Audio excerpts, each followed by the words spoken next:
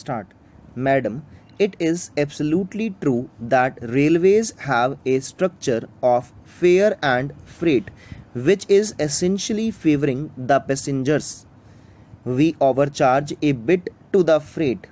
This overcharged freight cross subsidized the fares of the passengers travel at a lower rate. Therefore, to make that happen, the people who actually send their goods by train, they will have to pay a little more. Over a period of time, we have seen that the fares remained more or less the same and the freight charges have gone up considerably. It is in the interest of our national economy. We should make sure that we actually have a very rational structure to decide who should pay how much. For that same reason, as I had mentioned in my budget speech, we have already decided to appoint a regulatory framework to come out with a proper structure and also the costing structure. When we want to decide what should be the freight and fare, we must have a proper structure to decide as to what is the cost which goes into each of these two. So, we have already decided to do that.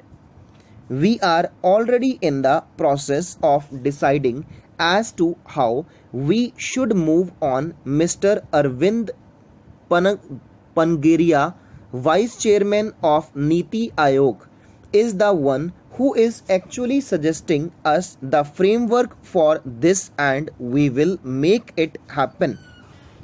The point that you have mentioned whether common people will be benefited out of this, I would like to tell you that this cross subsidization is not unusual in this world.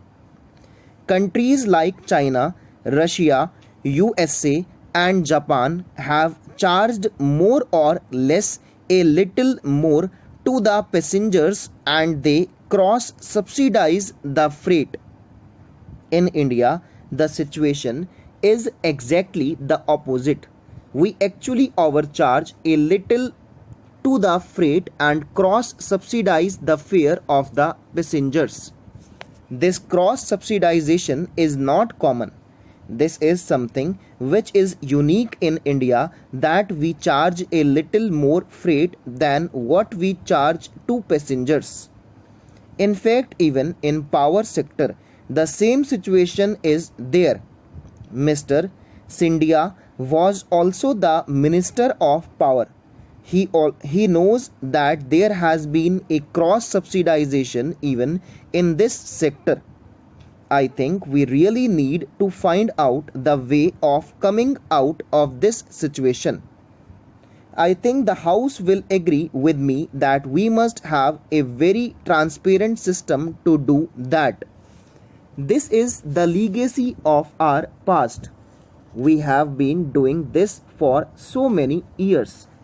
Therefore, we must make sure that we move out of this system which will be fair to both passengers as well as to the freight operators. But loading a lot of money on the freight discourages more investment and increasing the cost of business. It does not allow more employment to be created. So we must have a transparent system in place. Madam, somehow I agree with the Honorable Minister, but then a question arises. Indian Railways have been a loss-making organization for a long time now.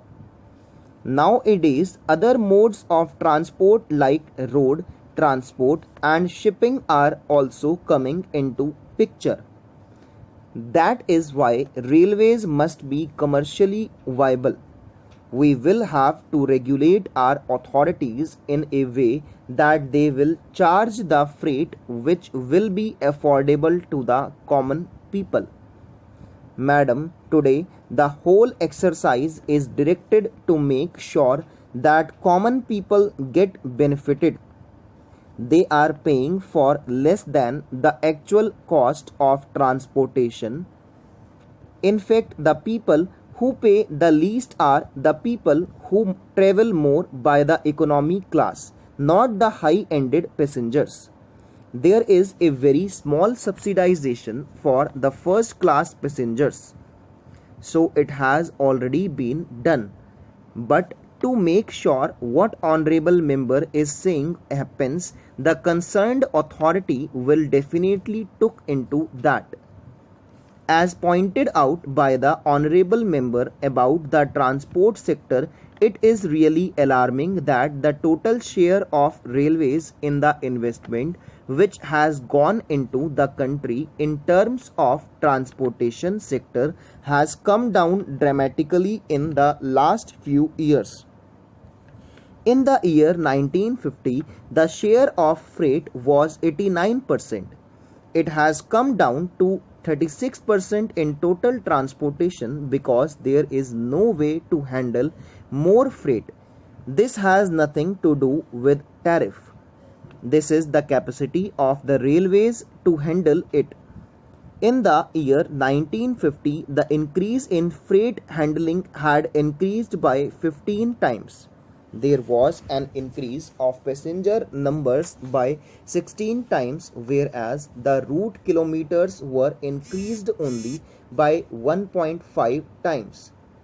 Just imagine, the investment in railways was only 1.5 times more, whereas the amount of passengers and the amount of freight that we handle had gone up to 15 to 16 times. How are we going to manage it? Therefore, the solution lies, as you have said, in terms of making investment. This budget talks about rupees 8 lakh crore of investment in the next 5 years. That is precisely for the reason to decrease the congestion that has happened. In fact, 16% of the total route kilometers handle 60% of traffic. Stop.